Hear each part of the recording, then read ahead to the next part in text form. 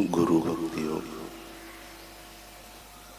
अज्ञान का नाश करने वाले तथा ज्ञान देने वाले सद्गुरु के चरण कमलों में कोटि कोटि प्रणाम। समदर्शी संत महात्मा और गुरु के सत्संग का एक भी मौका चूकना नहीं। अपने स्थूल मन के कहे अनुसार कभी चलना नहीं।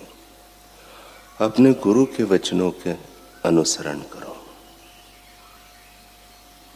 उच्च आत्माओं एवं गुरु के स्मरण मात्र से सांसारिक मनुष्यों की नास्तिक वृत्तियों का नाश होता है और अंतिम मुक्ति हेतु प्रयास करने के लिए उनको प्रेरणा मिलती है।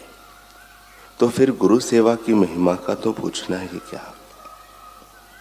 शिष्यत्व की कुंजी है ब्रह्मचर्य और गुरु सेवा। आध्यात्मिक मार्ग में सलामती पूर्वक दृढ़ता से आगे बढ़ने के लिए अपने गुरु के द्वारा ही शिष्य को सूचनाएं मिल सकती है। ईश्वर ही गुरु के रूप में दिखते हैं। संसार सागर को पार करने के लिए गुरु जैसी कोई नौका नहीं है। जब शिष्य एक ही गुरु के सानिध्य में रहते हुए अपने गुरु भाइयों के साथ अनुकूल होना नहीं जानता, तब संघर्षण होता है और इस प्रकार वह अपने गुरु को नाराज करता है। जहाज का कप्तान सदैव सावधान रहता है, मच्छीमार भी सदैव सावधान रहता है। ऑपरेशन थिएटर में सर्जन सदैव सावधान रहता है। इसी प्रकार भूखे प्यासे शिष्य को भी गुरु सेवा में सदैव सावधान रहना चाहिए।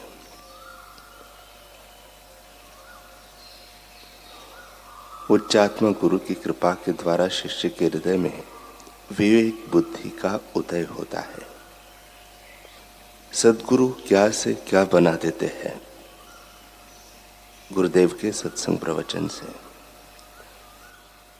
श्री रामचरितमानस में आता है, बिनु सत्संग न हरि कथा तेहु बिनु मोह न भाग। मोह गए बिनु राम पद होई न दृढ़ अनुराग। सत्संग मानव जीवन में काम, क्रोध, लोभ, मोह की जगह पर राम से प्रीति, क्षमा, उदारता एवं विवेक वैराग्य ला देता है।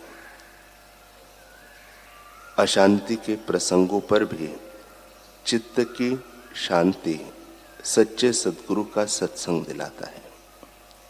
कायरता की जगह पर निर्भयता ला देता है।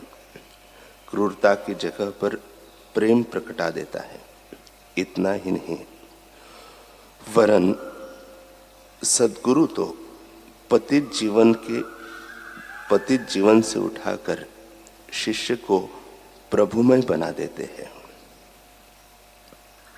यहाँ एक ऐसे ही क्रूर एवं घातक स्वभाव वाले भील का प्रसंग दिया जा रहा है, जिसके जीवन में सत्संग एवं सद्गुरु ने समूचा परिवर्तन ला दिया था। 350 वर्ष पूर्व की बात है। अरावली की तलहटी में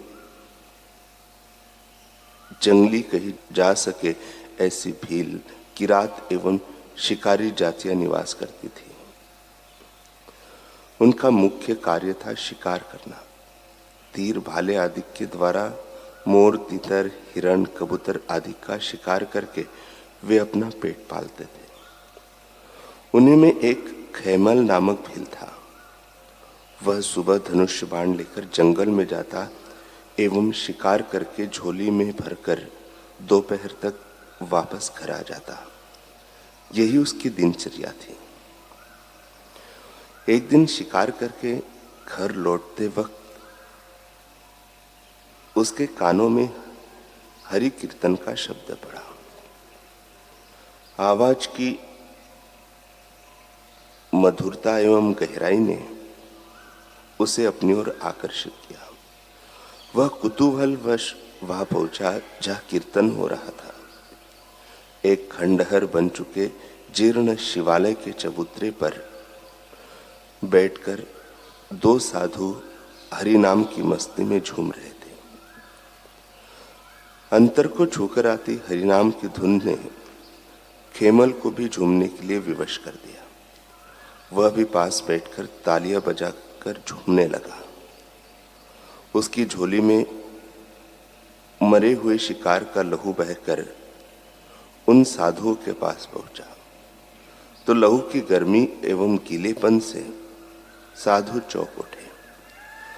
आंखें खोलकर देखा तो पास में एक भील धनुष बाण लेकर भजनानंद में मस्त होकर बैठा है। उसके पास में एक झोली पड़ी है, उसी झोली में से रक्त की धारा बहकर उन्हें भिगो रही है। कीर्तन बंद होने पर खेमल ने आंखें खोली। सामने बैठे हुए साधु को अचानक प्रणाम भी हो गया। तब साधु ने खेमल से पूछा, भाई इस झोली में क्या है? इसमें तो मेरा शिकार है, मैं इसे घर ले जाऊंगा एवं मेरी घरवाली इसको पकाकर कुटुंबियों को खिलाएगी। तब साधु ने कहा, तो इन निर्दोष प्राणियों की हत्या करके अपना पेट भरता है? जी बाबा जी, यह तो हमारा रोज का काम है। शिकार न करे तो बच्चों को क्या खिलाए? भील की सरलता साधुओं को अच्छी लगी। साधु तो स्वाभाविक ही परोपकारी होते हैं। सरल एवं निष्कपट हृदय से निवेदन करने वालों पर वे शीघ्र ही बरस पड़ते हैं। इस भील को देखकर उन्हें दया आ गई। वे बोले, भाई इस प्रकार प्राणियों की हत्या करके खाना यह पाप है। भील ने कहा, बाबा जी पाप क्या होता है?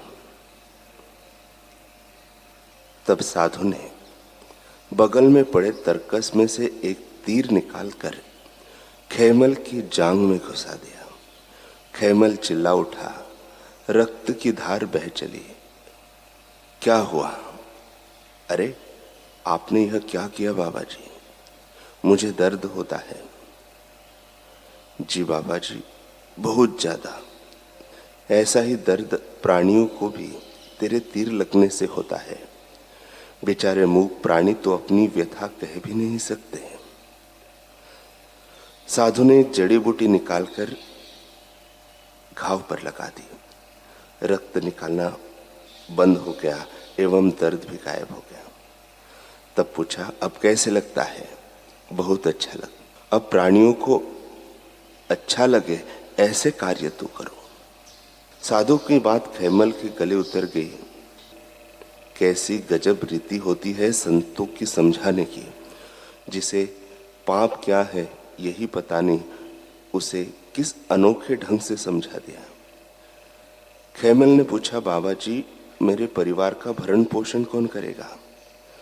साधु ने कहा, तो जिन पशु पक्षियों को मारकर लाता है उनका भरण पोषण कौन करता है? खेमल कुछ समझ न पाया। तब उससे समझ में आया। ऐसी भाषा में सत्संग देते हुए साधु ने कहा, सब प्राणियों का भरण पोषण भगवान के द्वारा होता है। भगवान सभी का ख्याल रखते हैं। भगवान सभी के हृदय में निवास करते हैं। किसी भी जीव की हत्या करना पाप है और पशुओं का आहार करना वर्जित है।